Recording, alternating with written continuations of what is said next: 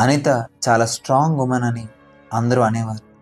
తన ఇంటిని చూసుకుంటుంది, తన పిల్లల చదువును చూసుకుంటుంది, అత్తమామలను చూసుకుంటుంది, భర్త ఉద్యోగ ఒత్తిడిని అర్థం చేసుకుంటుంది. ఆమెకు ఎప్పుడూ ఒకే డైలాగ్, పర్లేదు నేను చూసుకుంటాను అని. రోజులు గడిచాయి. ఎవరు ఆమెను అడగలేదు నువ్వు ఎలా ఉన్నావు అని.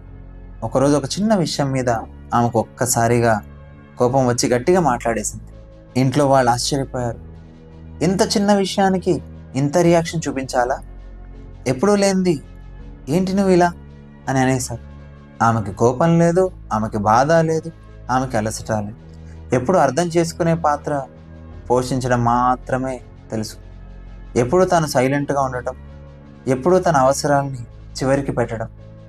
తన మనసు కూడా ఒకరోజు చెప్పింది, ఇక చాలు, ఇప్పటికే చాలా చేసావని. ఆ రాత్రి ఆమె తనను అద్దంలో చూసుకుంది.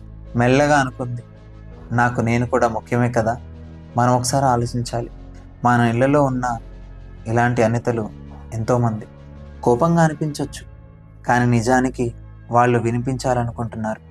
ఈ రోజుల్లో మీ ఇంట్లో ఉన్న ఆ అమ్మను, ఆ భార్యను, ఆ అక్కను అడగండి, నీకు కూడా విశ్రాంతి కావాలా అని. మనం చేసేది పెద్ద గిఫ్టింగ్ కాదు, ఒక చిన్న గుర్తింపు లాంటిది.